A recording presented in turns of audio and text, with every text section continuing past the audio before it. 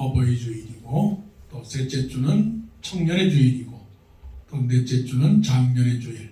그래서 이제 첫째 주, 둘째 주는 말씀을 이렇게 또 어린이 주일과 어버이 주일로 드리고, 셋째 주일은 청년들을 향한 말씀, 또 넷째 주는 또 장년들을 향한 말씀. 그래서 모든 세대가 하나로 어우러져서 한 가정을 이루고 한 사회를 이루고 한 나라를 이루어서 아름다운 그런 가정이 되기를 간절히 원합니다. 어린이 주일은 꽃주일이라고 말합니다. 왜냐하면 어린이들이 꽃과 같이 아름다우니까. 그래서 샤론의 꽃 예수, 어린이들을 생각하는 마음으로 그 어린이들을 볼 때마다 어린이들은 아름답고 사랑스럽고 귀엽다 하는 거죠. 그래서 이 어린이 주일을 맞이할 때마다 우리 마음속에 사랑이 풍성해지기를 원합니다. 귀엽잖아요. 아름답잖아요. 꽃과 같이 정말로 연약하잖아요. 그러니까 우리 교회는 뭐 그렇게 어린이가 없지만 우리 마음속에 늘 어린이를 품고 살아갈 수 있는 그런 우리의 삶이 되기를 원합니다. 오늘 말씀 속에 사실은 또 성경을 보게 되면 어린 아이를 향한 말씀보다는 어린 아이들을 비유로 하는 그런 말씀입니다. 어린 아이들과 같이 되지 아니하면, 예수님께서 어린 아이들과 같이 되지 아니하면이라고 하시는 그 말씀을 하신 이유가 뭐냐면 어른들이 마음속에서 서로 다툼이 일어났습니다. 여러분, 이 어른들이 다투었다라고 하는 것은 세상을 말하는 거거든요. 세상은 지금 어떻습니까? 편안합니까? 아니면 어지럽습니까? 세상은 항상 뭐라고요? 전쟁입니다. 그 전쟁은 총과 칼의 전쟁이기도 하지만 힘과 힘의 전쟁이고, 그리고 그 힘과 힘의 전쟁은 결국은 영적 전쟁인데, 그 영적 전쟁의 핵심은 뭐냐면 누가 더 높아지느냐, 누가 더 높아지느냐. 우리가 기억하실지 모르겠지만 옛날에 KBS TV에서 어린아이들이 동요를 부르는 대회가 있잖아요. 그 동요를 부르는 대회의 프로그램이 이름이 뭐냐면 누가 더 잘하나, 누가 더 잘하나, 누가 더 잘 부르나였거든요. 그래서 그런지 모르지만 이 사회의 모든 모습은 어떤 모습이냐면 누가 더 공부를 잘하나, 누가 더 돈을 잘 버나, 누가 더 좋은 직장을 갖고 있느냐, 누가 더 명예를 갖고 있느냐. 이 제자들도 그런 모습이 있었어요. 오늘 보면 1절에 보니까 제자들이 예수께 나와 이르되 천국에서는 누가 크니까. 천국에서는 누가 크니까. 이거는 말도 안 되는 말이에요. 그러니까 천국에서는 누가 크다라고 하는 전제가 없는 거예요. 천국에서는 뭐예요? 다 똑같아요. 하나님도 하나요, 믿음도 하나요, 주도 하나요, 성령도 하나요, 세례도 하나이니. 모든 것이 하나란 말이에요. 하나라고 하는 것은 다 하나지. 둘이 아닌 거죠. 둘이라고 하는 것은 차이가 있는 겁니다. 자, 쌍둥이가 차이가 있어요, 없어요? 차이가 있지. 이 세상의 모든 것은 다 차이가 있어요. 그럼 왜 차이가 있느냐? 차이가 나는 것, 그 이유는 죄의 결과예요. 하나님은 이 모든 세상을 다 똑같이 만들었단 말이에요. 똑같이 만들었다는 것은 서로가 경쟁이 없게 만들었다는 거예요. 모두가 다 조화로 만들어 거예요. 그래서 우리는 다 그리스도 안에서 한 몸이 되었고, 우리 많은 사람이 그리스도 안에서 한 몸이 되었다라고 말씀하잖아요. 자, 그런데 제자들 가운데서는 천국에서 누가 크니까 예수 믿으면서 누가 더 훌륭한가라고 하는 자체가, 말 자체가 이거는 어불성설, 말이 안 되는 얘기입니다. 그러니까 천국이라고 하는 영적 가치에서, 영적 가치를 갖고 있으면서 누가 크니까라고 하는 세상적 요 가치를 비교를 하니까 이게 혼동이 생기는 겁니다. 그러니까 영으로 산다라고 하는 것은 육이라고 하는 것은 하나도 없는 겁니다. 그러니 누구든지 그리스도 안에 있으면 새로운 피조물이라 이전 것은 지나갔으니 보라 새 것이 되었도다. 예수 믿는다라고 하는 건 뭡니까? 새로운 피조물이에요. 그러니까 새로운 곳으로 들어온 사람은 헌 것을 생각하지 않아요. 그러니까 옛날 방식을 따라가지 않는다는 거죠. 그 옛날 방식은 뭡니까?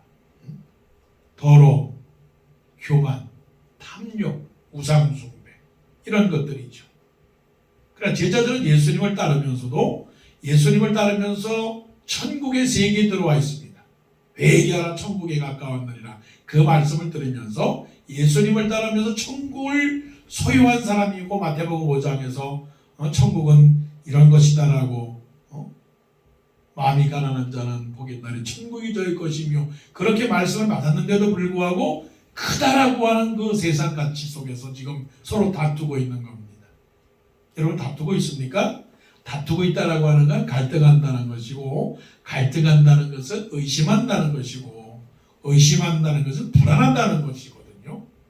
그러니까 이게 우리의 모습이에요. 단면이라고요.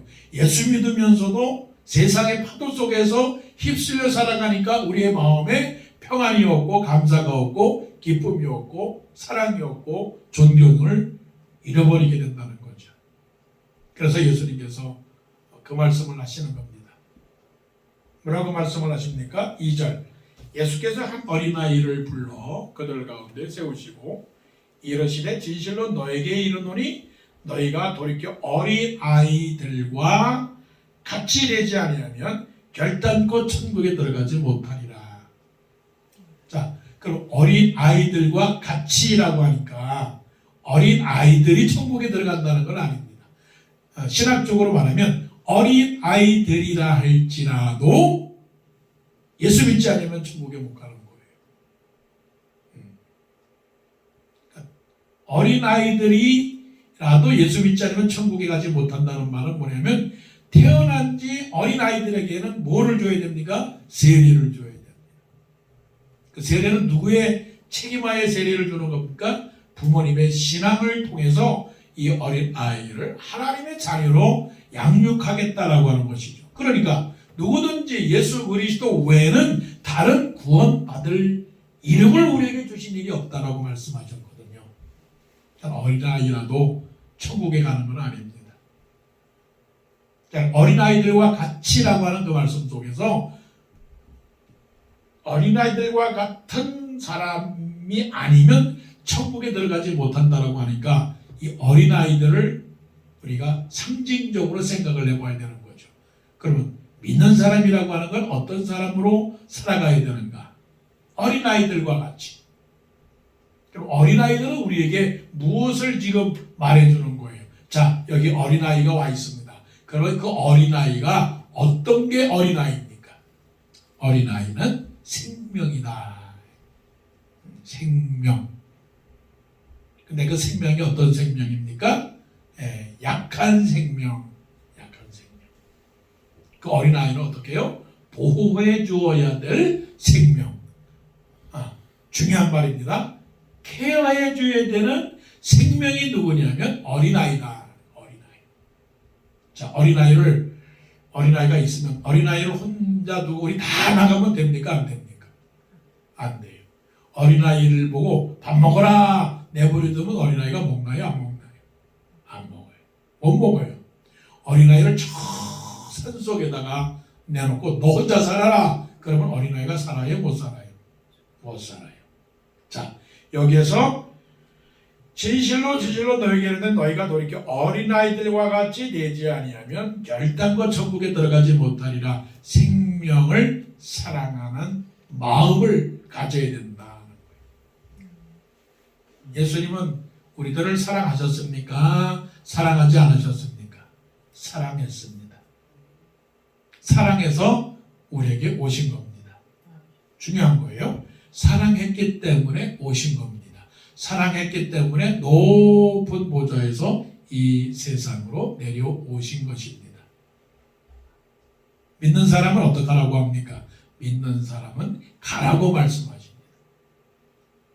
가서 제자 삼아라. 가서 제자 삼아라. 너희는 가서 모든 족속으로 제자를 삼아 아버지와 아들과 성령의 이름으로 세례를 주고. 네. 누구에게 가라고 하는 겁니까? 어린 생명. 그 어린 생명이라고 하는 거 뭡니까? 놔두면 어떻게 되는 거예요? 놔두면 다치는 거라는 거죠. 자, 집안에 어린아이가 있다라고 하는 건 뭡니까? 어린아이가, 집안에 어린아이가 있다는 것은 그 어린아이들을 책임지고 보호해야 되는 거죠. 보호한다는 것은 몇 가지가 의미가 있는데, 보호한다는 것은 뭐냐면 가르치고, 그 다음에 먹이고, 그 다음에 사람 되게 하는 겁니다. 자, 가르친다는 것은 말을 가르치고, 문화를 가르치고, 습관을 가르치고, 먹인다는 거 뭡니까? 건강하게 자라도록 해준다는 것이고, 사람이 되게 한다는 거 뭡니까? 착하게 살라고 도덕을 가르치고, 또 질서를 가르치고, 또 믿는 가정에서는 하나님의 말씀을 가르치는 거예요. 그런데 우리 어린아이들이 믿는 가정에서 태어난다는 것은 얼마나 축복된 것인지 모릅니다. 어린아이들에게 말씀을 가르치고, 어린아이들에게 기도를 가르치고, 어린아이들에게 예배를 가르치는 이것이야말로 얼마나 귀한 것인지 모르죠. 자, 그럼 이 세상 사람들은 영적으로 말하면 다 어린아이입니다. 어린아이들을 대통령이라도 어린아이예요. 왜 어린아이냐? 우리가 아버지의 마음을 가졌기 때문에 그래요. 아버지 당신의 마음이 있는 곳에 나의 마음이 있기를 원해요. 그러면 아버지의 마음이 있다면 우리는 누굽니까? 우리는 어린아이들에 불과해요. 어린아이. 그런데 하나님께서 우리를 어린아이로 놔두지 아니하고 어떻게 해요? 우리가 이제부터는 어린아이가 되지 아니하여 장성한 분량에 이르기까지 충만한 때까지 자란다고 말씀했으니까, 비록 우리는 하나님의 어린 양이지만 그러나 하나님께서 우리에게 성령을 부어주셔서 우리 마음속에 누구의 마음을 갖게 했어요? 아버지의 마음을 갖게 하신 거죠. 그래서 아버지의 마음을 갖게 했으니까 사랑하는 마음이에요. 사랑하는 마음. 누구를 사랑합니까? 집안에서 아버지와 어머니와 할머니와 할아버지가 어린아이, 아들과 손녀를 사랑하는 그 마음처럼, 그래서 먹이고, 그래서 재우고, 그래서 가르치고, 그래서 교회 데리고 다니고, 그래서 좋은 것을 사주고 그러는 것처럼 우리도 세상 사람들의 보는 마음은 무슨 마음이에요? 어린아이를 바라보는 마음이에요. 어린아이를 바라보는 마음. 그 어린아이를 바라보는 마음은 생명을 지켜주는 마음, 생명을 보호해주는 마음이에요. 어떤 마음이에요?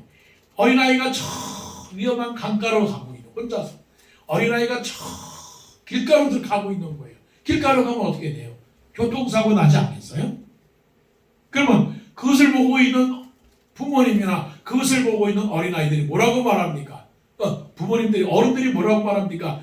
큰 소리를 치면서 뭐라고 그래요? 가지마, 위험해. 그래. 그게 뭡니까? 경고의 워닝이에요. 워닝. 그 워닝이 뭡니까? 주 예수를 믿어라. 그리하면 또한 내 집이 구원을 얻으리라고 하는 복음 전도의 귀한 말씀이라는 거죠. 그래서 어린 아이들을 향해서 예수님께서 가르쳐 주신 어린이들과 같이 되지 아니하면 천국에 들어가지 못한다라고 하는 것은, 어린 아이들과 같은 이 참 그냥 놔두면 자라지 못하는 그런 생명들을 향해서 우리가 그들을 어떻게 해요?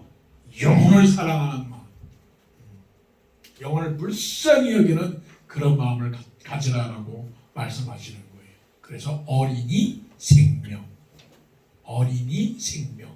생명 보호 운동, 이것이 바로 믿음으로 살아가는 사람들 사람들의 겸손의 교훈이죠. 겸손의 의미가 뭐냐? 겸손한 사람은 생명을 사랑한다. 생명을 사랑한다. 그 다음에 이 말씀 속에서 뭐냐면 겸손한 사람은 어떤 사람이냐? 자기를 낮추는 사람인데 자기를 낮춘다라고 하는 것은 결국은 겸손은 오류라고 하는 거예요. 오류와 겸손. 오류하다라고 하는 것은 다투지 않는다는 것이고 싸우지 않는다는 것이고 경쟁하지 않는다는 겁니다. 자, 4절 봅시다.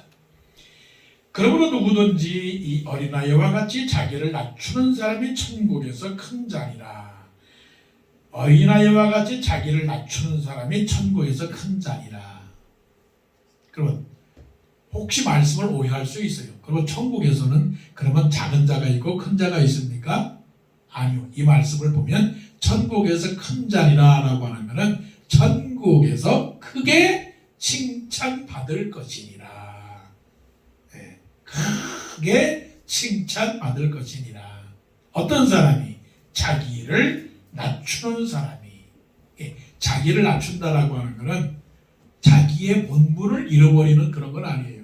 혹시 오해가지고 대통령이 더 낮은 자리에 와가지고 다른 일을 한다. 예를 들어서 뭐 비서를 한다. 장관을 한다. 뭐 그런 것이 낮추는 것이냐? 그런 것은 아니에요. 이거는 눈에 보이는 계급이나 눈에 보이는 신분이나 눈에 보이는 위치에서 낮아지는 것을 말하는 건 아니에요. 형식적으로 보이는 것에 대한 낮추는 것이 아니라 마음에서 낮추는 것을 말하는 거예요. 마음에서.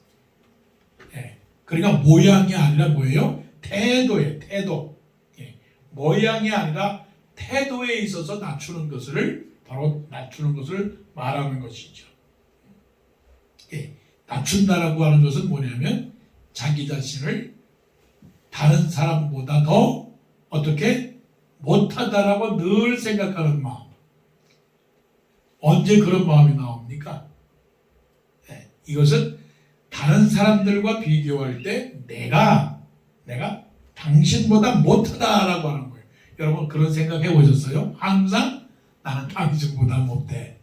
이게 나오는 말입니까? 이게 누가 그런 말이 나옵니까? 그런 말을 할 수 있는 사람은 바로 그거예요. 내가 죄인입니다. 내가 죄인입니다라고 말할 때 할 말이 없어요. 죄인이 할 말이 있습니까? 없습니까?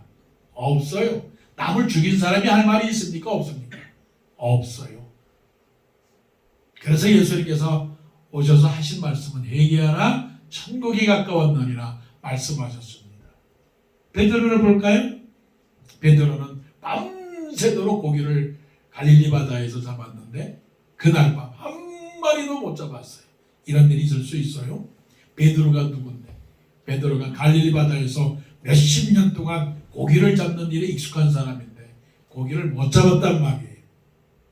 그러니까 예수님께서 그 베드로를 향해서 말씀하십니다. 그물을 깊은 데로 가서 배 오른편에 던지라. 아니 이런 쉬운 말이 어디 있어요?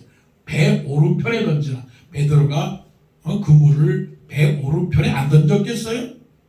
깊은 데로 갔지 않았겠어요? 갈릴리 바다가 뭐 한눈에 다 보이는데 여기도 던져보고 저기도 던져보고 다 던져봤는데 예수님께서 또 잔소리로 말씀하시는 거예요. 그물을 배 오른편에 던져라. 근데 놀라운 것은 베드로가 그 말씀을 순종했다는 거예요. 순종했다. 나는 알고 있는데 왜 귀찮게 당신이 뭘 안다고 나한테 그런 얘기를 하십니까? 당신이 나보다 더 잘합니까? 그런 마음이 있을 수 있었겠는데 그런 마음이 아니에요. 그래서 베드로가 순종을 해서 그 말씀에 순종을 해서 그 당시는 그분이 누군지도 몰랐어요. 그냥 새벽에 어둑어둑하는 그 새벽에 저 바닷가에서 이제 들어오고 있는 그 배에 앉아 있는 베드로를 향해서 내리려고 하는데 자 그물을 다시 한번 가서 오른편에 던지라고 그렇게 말씀하시니까 베드로가 순종을 해서 그물을 오른편에 던졌더니 야 고기가 어떻게 해요? 그물이 찢어지더라. 한마디로 또 다른 성경에서는 배 153마리 153 그 피쉬를 잡은 거예요. 그물이 찢어지도록. 그래서 다른 제자들로 하여금 불러서 우리를 도와달라고. 그래서 혼자도 못 들고 다른 제자들과 함께 고기를 잡아서 이제 그 바닷가에다가 다 내려놨는데, 그것으로 끝나는 게 아니라 베드로가 예수님 발 앞에 엎드리면서 하는 말이 있어요. 주여 나를 떠나소서. 주여 나를 떠나소서라고 하는 것은 제가 주님을 가까이서 둘 만한 그런 자격이 될 수가 없습니다. 그거는 뭐냐면 너무 높으신 분이라서. 여러분 학교 다닐 때 선생님 곁에 가까이 갔어요? 아니면 대통령 볼 수 있겠어요? 가까이 가서 가려고 그러면 막 오지 말라고 그러잖아요. 백악관 마음대로 들어가요? 못 들어가잖아요. 그것처럼 베드로는 예수님을 보고 무슨 생각을 했느냐면, 당신이 너무 능하시고 당신이 너무 지혜롭고 당신이 너무 거룩하기 때문에 나는 당신하고 있을 수가 없는 존재입니다라고 하는 거예요. 그리고 말하기를 저는 죄인으로소이다. 아주 귀중한 말을 했어요. 저는 죄인으로소이다. 그 예수님의 발 앞에 무릎을 꿇고 말씀하기를 저는 죄인으로소이다. 바로 이런 고백을 하는 사람이 어떤 사람이냐면 자기를 낮추는 사람이에요. 자기를 낮추는 사람. 자기를 낮춘다라고 하는 것은 뭐냐면 나는 죄인입니다. 자, 우리가 사람하고의 관계 속에서 큰 소리 내는 건 뭐예요? 때로는 우월감을 갖는 이유가 뭐예요? 또 때로는 좀 부족하다라고 생각하는 그런 마음을 갖는 이유가 뭡니까? 그 마음을 갖는 이유는 당당한 거지. 나는 잘못한 것이 없다라고 생각하는 그런 마음이죠. 그런데 모든 사람의 관계에 있어서 나는 당신보다 못해. 난 당신하고 서로 가까이 있을 수가 있는 사람이 아니야. 이런 관계가 있을 수 있어요. 이런 마음을 가질 수가 있어요. 아니, 내 사랑하는 친구인데, 서로 친구인데, 때로는 또 부부인데, 때로는 목사하고 성도인데, 직장 동료인데 생각하기를 아니야, 나는 너하고도 친구도 할 수 없는 그런 사람이야. 나는 당신하고도 결혼할 수도 없는 그런 사람이야. 나는 당신하고 같이 밥을 먹을 수도 있는 사람이 아니야. 그런데 내가 밥을 먹을 수 있다는 그 자체가 얼마나 미안하고 죄송하고 또한 감사한지 몰라. 이게 뭐예요? 이게 겸손이에요. 겸손. 그러니까 겸손한 사람은 어떤 사람입니까? 머리를 숙이고 마음을 낮추고 그러면서 상대방을 존경하고 그리고 자신에 대하여 감사하는 마음이죠. 그러므로 그리스도 안에 무슨 권면이나 사랑의 무슨 교제나 성령의 무슨 위로나 긍휼이나 자비가 있거든. 다툼이나 허영으로 하지 말고 오직 겸손한 마음으로 자기보다 각각 남을 낮게 여기고 또한 각각 자기 일을 돌아보아 나의 기쁨을 충만케 하라. 그러니까 다툼이나 허영 이게 영적 상태에 있어서의 굉장히 그 암적인 존재예요. 그게 무슨 암적인 존재냐면 어떤 사람이 멋있는 명품 가방을 샀어. 자, 겸손의 정의가 뭔지 보세요. 명품 가방을 샀어. 그러면 여러분 마음속에서 다른 사람이 명품 가방을 갖고 있어. 그러면 그때 마음이 어떤 마음이냐고요. 나도 갖고 싶어. 그거예요? 아니면 참 잘했다. 그 마음이에요. 나도 갖고 싶다. 그 마음이 들지. 야, 너 참 좋은 가방 가져왔구나. 그렇게 말하면서 내가 행복한 거, 그 마음이 어떤 마음이에요? 겸손한 마음이에요. 자, 봅시다. 그리스도 안에 무슨 권면이나 사랑의 무슨 교제나 성령의 무슨 위로나 긍휼이나 자비가 있거든. 그리스도인의 생활의 모습들이에요. 우리가 얼마나 거룩하게 살아요. 예배합시다, 찬송합시다, 기도합시다, 선교합시다, 전도합시다, 봉사합시다. 그러면서 마음속에 뭐예요? 교회 안에 누가 멋있는 옷을 입고 오면 에이 이거 참 잘난 것도 없으면서 옷만 뻔질하게 입고 오지? 그런 마음 가져요 안 가져요? 가져요. 뭐 그런 말씀을 고백을 듣고자 하는 건 아니지만 우리 상태를 진단해보자고. 맨날 겸손 그렇지만 마음속에서 뭐가 생겨요?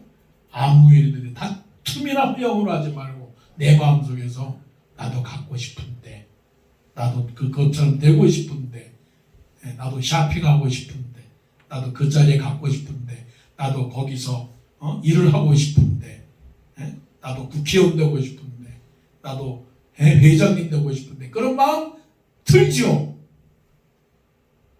그게 소원과 꿈과 비전이 아니라 마음속에서 뭐가 생깁니까? 다툼과 허용으로 생기는 거예요. 그거는 겸손이 아니에요.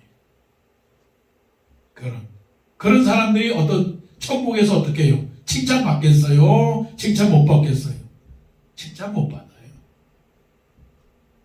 하나님께서 우리가 천국에서 우리를 맞이할지라도 이런 거는 상상해 볼 수가 있어요.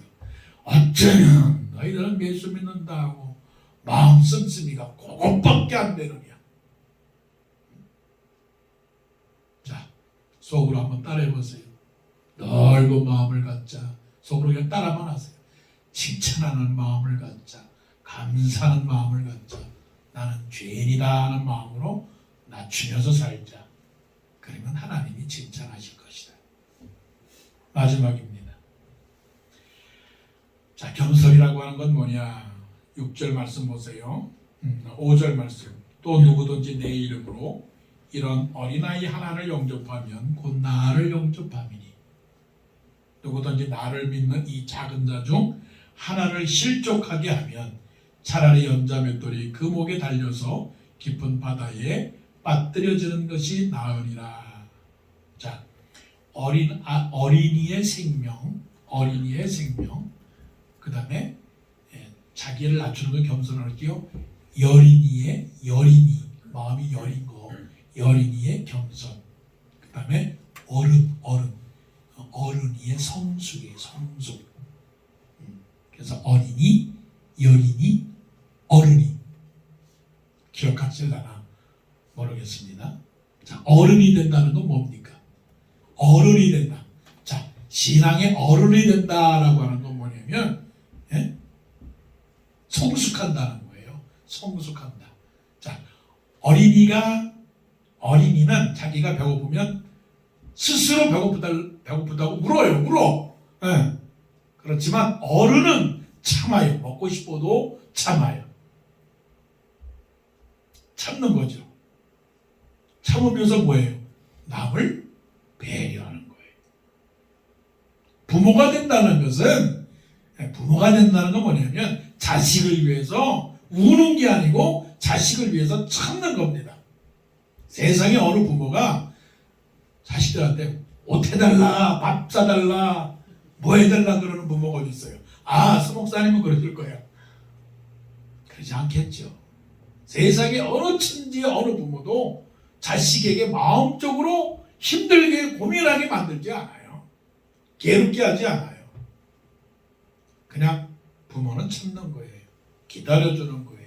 이해하고 용납해주는 거예요. 신앙생활 하면서도 우리는 어른 신앙이 돼야 돼.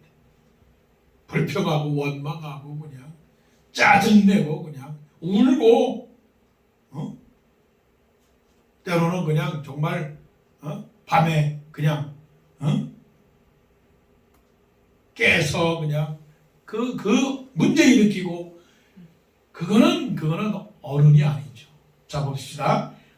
누구든지 나를 믿는 이 작은 자 중 하나를 실족하게 하면 차라리 연자 맷돌이 그 목에 달려서 깊은 바다에 빠뜨려지는 것이 나으리라. 신앙생활하면서 약한 자들, 작은 자들을 어떻게 해요? 실망시키고 실족하게 하고 실망시키고 실패하고 실현당하게 하고 그런 사람들이 되면 하나님이 좋아하시겠어요? 좋아하지 않지. 자, 다른 사람을 실족하게 한다라고 하는 건 뭐냐면 어떻게 하느냐? 자, 7절 말씀해 봅니다. 실족해 하는 일들이 있음으로 말미암아 세상에 화가 있도다. 실족하게 하는 일이 없을 수는 없으나 실족하게 하는 그 사람에게는 화가 있도다. 화가 있도다라고 하는 건 뭡니까? 하나님의 큰 진노가 있는다는 거예요. 그러니까 이 두려운 마음을 갖고 있어야 돼요. 믿는다라고 하는 것은 두려운 마음이에요. 뭘 두려워하느냐? 하나님이 나를 책망하실까?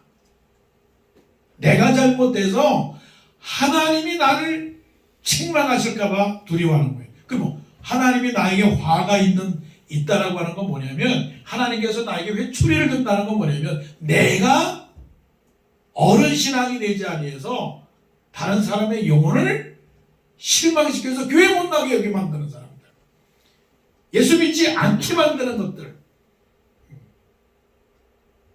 믿지 못하게 만드는 것들, 나 때문에 당신이 싫어서 교회 안 나가겠다, 당신이 싫어서 예수 안 믿겠다라고 하는 것들, 그런 일들이 혹시나 있을 수 있다는 거죠. 두려워요, 안 두려워요? 목사 된 사람으로서는 제일 두려운 게 뭐냐면 목사를 생각하는 믿지 않는 사람이든 믿지 않는 사람들이 간에 교회에 있는 사람들이 간에 교회에 안 나오는 사람들이 간에 아유 그 목사 때문에 내가 교회 안 나가지, 그런 소리를 많이 듣겠어요? 듣지 않겠어요? 많이 들어요. 많이 들어요. 왜냐하면 야고보서에서도 말씀하잖아요. 많이 선생이 되지 말라고 말씀했잖아요. 왜? 본이 되지 않을까 봐 두렵기 때문에 그런 것이죠. 자, 예수님이 정확하게 말씀을 합니다. 만일에 너희들이 어린아이를 영접하지 아니하고 어린아이 한 사람이라도 영접하지 아니하면, 그래서 그 영혼이 실족하게 되면 어떻게 되느냐? 너희들이 손과 발이 온전해가지고 하나도 다치지 아니하고 지옥불에 들어가는 것보다 손과 발이 다쳐서라도 천국에 들어가는 것이 더 낫다라고 그렇게 말씀하시는 겁니다. 자, 봅시다. 8절. 만일 네 손이나 네 발이 너를 범죄하거든 찍어내버리라. 그러니까 이 말씀은 뭡니까? 믿는 사람이, 언저된 사람이 혹시 도둑질하거나 나쁜 짓을 해가지고 다른 사람이 봤을 때 그 나쁜 짓을 보고서 실족하는 것보다는 내가 나쁜 짓을 해서 실족하지 않게 손과 발을 다 찌어내버려서 다른 영혼들을 구원하는 편이 나쁜 짓을 해서 다른 사람의 영혼을 실족게 해서 지옥불에 던져오는 것보다 낫다라고 말씀을 하십니다. 자, 여러분의 손과 발은 지금 성합니까? 여러분의 입술은 성합니까? 여러분의 다리는 다 성해요? 성하긴 성하지만 그것 때문에 오히려 다른 사람에게 실망을 주는 거예요. 그러면 내 말이 잘못해가지고 다른 영혼에게 실망을 준다면 내 혀를 어떻게 되는 거예요? 빼버려야 되는 거예요. 그 조선시대에 입을 잘못 놀려가지고서는 혀를 빼버리는 그런 형벌도 있잖아요. 엄하고 무서운 것이니까 그건 뭐예요? 내가 어떤 사람이 돼야 돼요? 영혼을 구원해내는 그런 사람이 돼야 되는 거예요. 자, 예수님이 더 말씀을 합니다. 9절. 만일 네 눈이 너를 범죄하거든 빼어내버리라. 이거는 어떤 맥락이냐면 내 눈이 잘못되어서 다른 영혼들을 실족하게 하는 일들, 실족하게 한다라고 하는 그 말은 뭐냐면 발을 잘못 디뎌서 넘어지게 하는 그런 경우를 말하는 거죠. 만일 네 눈이 너를 범죄하거든 빼어내버리라. 한 눈으로 영생에 들어가는 것이 두 눈을 가지고 지옥불에 던져지는 것보다 나으니라. 그러니까 이게 얼마나 우리의 책임이 무섭고 두려운지를 깨닫게 되는 것이죠. 어린아이 한 사람을 두고서 우리에게 진정으로 크리스찬으로서 믿음의 사람으로서 어떻게 살아가야 되는가를 보여주는 건데 이게 뭡니까? 성숙한 어른 신앙이 되라고 그렇게 말씀하시는 거예요. 성숙한 신앙이. 어떤 사람이 성숙한 신앙입니까? 한 사람의 생명도 실족하게 하지 않는 것이죠. 이 비행기를 타보면서 항상 느끼는 게 그래요. 야, 조종사가 정말 잘 조종해 나가서 목적지까지 도착하게 해줄 거냐 안 해줄 거냐, 그게 마음에 항상 그게 떠올라요. 이 비행기가 잘 가야 될 텐데 이러다가 또 조종사가 이 비행기를 잘못 조종을 해가지고 떨어지면 그냥 나는 그냥 죽는 거 아니냐? 나만 같겠어요? 사람이라는 게 다 똑같이. 그러니까는 비행기가 뜰 때는 이러고 또 비행기가 내릴 때는 하고 다 그러잖아요. 아, 그렇구나. 우리는 이 세상을 조종해 나가는 조종사예요. 사람을 조종해 나가는 조종사. 때로는 직업으로 말하면 선생님이 될 수도 있고, 때로는 또 사장님이 될 수도 있고, 때로는 의사가 될 수 있고, 변호사가 될 수 있고, 교수가 될 수 있습니다. 또 조종사가 될 수 있고. 그러는 가운데 우리가 해야 할 일은 뭡니까? 아무도 다치지 않고 안전하게 그 목적지까지 쫙 달려가야죠. 그런 점에서는 반성할 게 너무 많아요. 혹시 내가 잘못한 건 없나? 그래서 사도 바울은 고린도 교인들을 향하여 말씀합니다. 시장에서 파는 것은 묻지도 말고 다 먹으라고. 시장에서 파는 물건들은 다 먹으라고. 그런데 시장에서 파는 물건들이 뭡니까? 우상 제물입니다. 그래, 우상 제물에서 제물을 드리고 나서도 시장에서 파는 걸 다 먹으라고 그랬어요. 감사하고 받으면 버릴 것이 없다고 그랬으니까요. 하지만 다른 사람들이 시장에서 파는 그 우상의 제물을 먹는 것을 보고서 한 영혼이 실망하거나 한 영혼이 실족하게 되려거든 먹지 말라고 말씀했거든. 그러니까 내 영혼이 내 중심적으로 다 결단하는 겁니까? 아니면 다른 사람을 위해서 우리 스스로가 조심을 해야 된다는 겁니까? 다른 사람의 영혼을 구원해내기 위해서 조심해야 된다는 거죠. 그러니까 이 얼마나 우리 스스로가 어른 신앙으로서 성숙한 삶을 살아가야 되는지를 우리에게 보여주는 것이죠. 이 말씀을 통해서 어린이 주일이지만 어린이를 통해서 우리에게 가르쳐주는 예수님의 그 겸손의 교훈을 우리가 배우기를 원합니다. 어린이는 어린아이기 때문에 생명의 소중함을 알고 우리가 케어하자. 또 우리는 어린아이처럼 자기를 낮추어서 마음속에서 온유와 겸손, 여린이가 되어서 상대방을 높여주어서 그 상대방을 인정해 나가면서 화합하고 사랑하는 화목의 주인공이 되자. 한 영혼이라도 실족하지 않게 성숙한 어른이 되어서 그 영혼들을 주님 품으로 인도하는 구도자가 되고 전도자가 되자. 이것이 어린이 주일 우리에게 주시는 귀한 말씀으로 깨닫고 날마다 생명을 사랑하고 날마다 자기를 낮추는 겸손한 사람이 되고 한 명이라도 실족하게 하지 않는 인생의 훌륭한 인도자가 되고 조종사가 되기를 간절히 원합니다. 기도드립니다.